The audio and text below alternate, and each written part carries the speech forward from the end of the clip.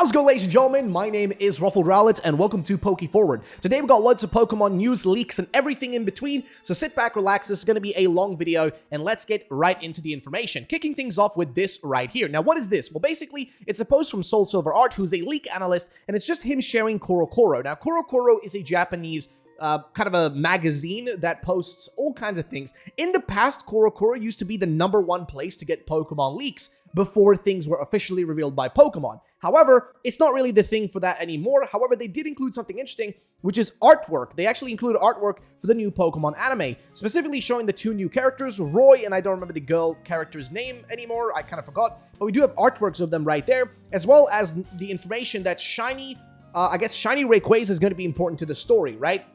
That's all we know about that. There's also some artworks of Cleavor and stuff, but that's for a different game. It's not for, Scarlet and Violet. It's for this kind of like Japanese exclusive game called Pokemon Aime or something. I think it's something like that. I don't really remember. But either way, the reason I'm bringing this up is just that it's kind of an interesting point to make, and also the fact that, they're just kind of trying to hype things up when it comes to the new anime, which is going to be starting, I think, in April. But that's not the big stuff. The big stuff is what we're going to talk about next, which is this right here. So the original post is from Lutu, who said that he recently discovered an unused house from Pokemon Scarlet and Violet's, in his server. It is in Zapapico. Guess they just didn't have enough time to finish the interiors before release. Now, as Centra says here, interesting, could the only reason why we don't have interiors in Scarlet and Violet be just the fact that they didn't finish them in time, or is this part of something else that's going to happen? So, let's open up Lutu's post right here. Because what Lutu basically has is multiple images showing multiple locations. Here's a few of them, right? So one of these is literally inside of a house. It looks pretty interesting. We've got some pickaxes and stuff on the top. We got like another point of view here. So again, interesting house. And here's a overview of it. The file name is just A_T07_I09. So again, strange place, strange location, but nonetheless intriguing. And he's actually loaded it into game because, well, Tatsugiri actually loaded into the room. But yeah, there's not really much else to mention about it, because there's also this location as well, which looks like something part of possibly a gym, like inside of a gym at some place. I don't really know. But either way, that's that. So why are we bringing this up? Well, because as mentioned by a few different people, for example, like Samir, as well as Soul Silver, we're going to be talking about what exactly is being said right here. So for example, Soul says the following. Many are talking about this newly discovered tiny unused room. I doubt this was an indication that Game Freak had plans to make more interiors in Scarlet and Violet, and it's one of my biggest disappointments with Scarlet and Violet. El Chico Eevee, shout out to El Chico, by the way, who is also known as Tatsugiri right now, but Tatsuskiri, I guess. But El Chico is actually an amazing data miner. Chico always data mines all the information for Pokemon, so if you ever want to see Pokemon data mines for any Pokemon game, that could be Pokemon Masters, Pokemon Unite, official mainline Pokemon games, any of that kind of stuff, you will just have to go to Chico because Chico's got all that stuff. But basically what's being said here is Chico shows that there's less than 10 explorable rooms total, counting Area 0. And this was one of my biggest disappointments with Sword and Shield 2. Going to massive cities and not being able to explore inside them or gain quests or even dialogue from NPCs, instead of fixing that, they leaned into it even more in Scarlet and Violet. I usually have positive things to say about these games, but not this time around, which is true. And you guys can see there's a lot of materials and stuff that were found which were not 100% used. I mean, of course, a lot of this is used, like this is the gym where you take on Larry and whatnot, right above me right there. But again, it is very intriguing. But what is being said by Samir here is, wait a damn minute, an underground entrance, white rock-like walls. Isn't that a Caesar Manrique's styled house? This could be a definitive hint towards the DLC being or part of it in the Canary Islands, which, yes, actually, I was in the Canary Islands last year. Around this time, actually, I was in the Canary Islands. And interestingly, yes, a lot of the house design is similar to this, which is very, very interesting. I even saw some people living in like those kind of like special hotel thingies, and they were living in literally houses with like white walls and, just kind of like they're made out of this like salt rock type thing. But either way, it is an interesting point that's being made by Samir. He makes the further point here. The Caesar Manrique was a great architect and artist that lived in and embraced the Canary Islands. His buildings and creations perfectly fit the volcanic area they were built in.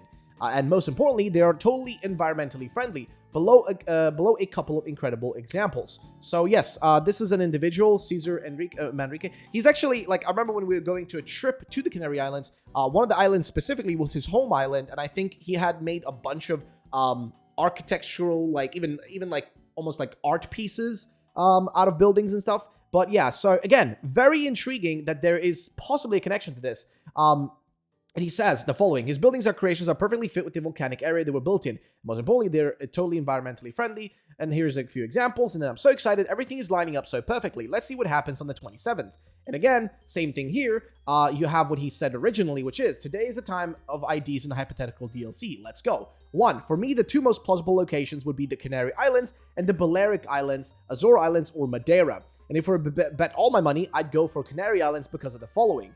And then he includes this kind of screenshot here where you can kind of see some possible hints towards why it would be the Canary Islands. He also does some other explanations here for the other locations. But again, you guys can look further into that if you want to. Shout out to Samir, by the way. He makes some great theories and he's just an awesome friend of mine. So do check him out. Definitely give him some love. But I just thought this would be worthwhile to bring up. So again, an interesting fact that this stuff exists. And who knows if it's going to be reused. You never know. This stuff can be reused in the DLC. And we might actually see this stuff usable somewhere later in the game. We'll have to wait and see though, right? But I think it was worthwhile mentioning. However, here is a bigger thing that we should talk about. Ladies and gentlemen, we're getting the first signs of Pokemon. This is a show post by Joe Merrick, who runs the website Cerebi, which is a massive Pokemon news website. He says that the first signs of Pokemon Day are here. The Pokemon Company have opened a website with hashtag Pokemon Together for you, the viewer, you, the players, to share your experiences on that hashtag for that to be possibly a part of a, special mosaic celebrating Pokemon on Pokemon Day, which might be included in the video. So if you actually open up this link, together.pokemon.com/ENUS, you go to the website and it says, celebrate Pokemon together. This Pokemon Day, trainers from all around the world will come together to celebrate the love of Pokemon. Become part of the experience by sharing your Pokemon memories with the hashtag Pokemon Together for a chance to be included in an interactive mosaic here on Pokemon Day. Check back on February 27th to celebrate Pokemon Together. If you don't know what Pokemon Day is, it is a yearly celebration of Pokemon where they announce big news, they announce new games, they announce new project, they announce DLC, they announce everything usually on Pokemon Day. Pokemon Day is the big announcement day for all things Pokemon. So it's on the 27th, which is in about 2 weeks from me recording this. But I just want to mention, they're already preparing it. This is already happening. This is already on their website here. There's a whole new URL link specifically to get people involved and people get, just to get you ready for Pokemon Day, which is happening. However, this leads us into even more stuff to talk about with Pokemon. Number 1 is this right here. Now, first Game Freak media interview in 3 years. This is also from Lutu, shout out to him, and also from Steven Totillo, who I guess did the interview. But basically, some interesting things in here. We finally have a name for one of their internal development teams. And here's actually what they say. So what they're saying: we believe that it's very important for the studio to continue making and releasing titles outside of Pokemon series. Taya tells Axios.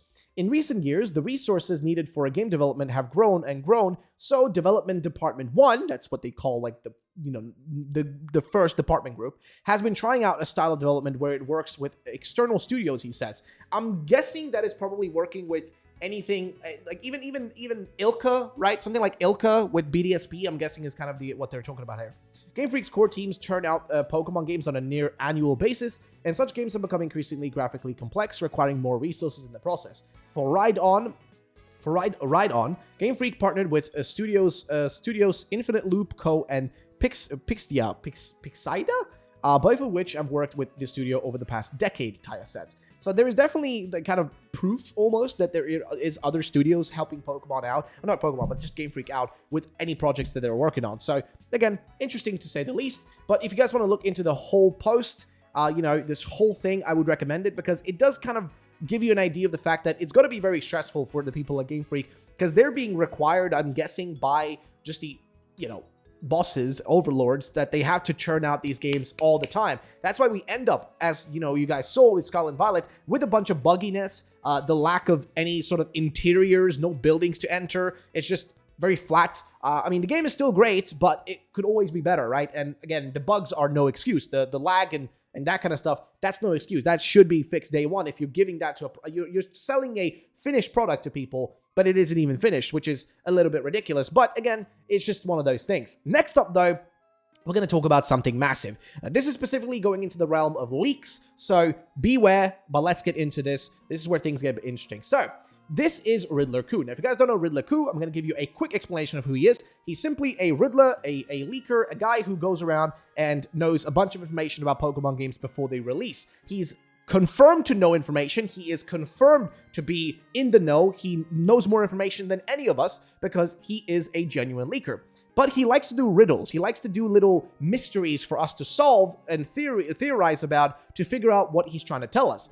And he posted a few different things. So he posted first this hexagon looking thing, and he says, what will this grow into? And then posted a further like lines extending the hexagon and making it larger. Now, people have theories about this. There's loads of theories about what this could mean because Ku's been posting a bunch of little hints recently, and this was posted like yesterday. So let's take a look at some of the theories that have been propped up together so far. So here's the first one.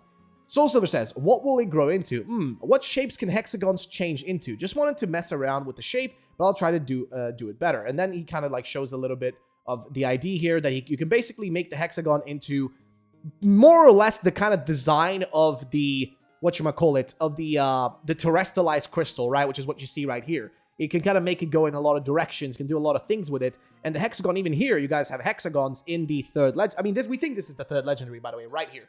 And even if you look at in its body, there is hexagons in there too. So interesting. Or is this just one of the scales on the back of a turtle shell, or the entire shell? Which, yes, there's been this theory that the third legendary could be a turtle of sorts. And yeah, this could go in this direction too. Again, there's a lot of possibilities for what could happen here. And there's also the fact that this shape right here, this terrestrialized crystal-looking thing, is also on the new character from the anime. So this kind of takes us back to what we were talking about earlier, right here, this character, because the whole pendant that this girl has is also very similar to that. So it's got the hexagon shape all over the place.